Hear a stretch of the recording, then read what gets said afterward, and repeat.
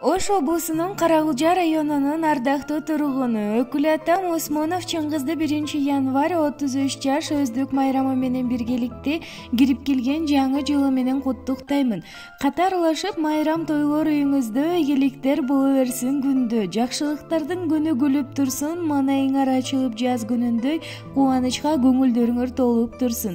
Каалаган максаттарыңар орундалып, жараткан тилейиңерди угуп турсун. Сизге бекем ден соолук, узак бакубат жашоо тилеймин деп Өкүл баласы Доронов Аскар куттуктайт. Өйдө төмөн турмушта өрнөк болгон ул кызга өзгө болбой өз болгон өкүл болот кыргызда. Өкүл ата өз ата өргө тарткан көч ата өз уулундай караган турмушуна көз ата. Өкүл эмне өкүл кызын жат көрбөй сыйлап алат өз эле.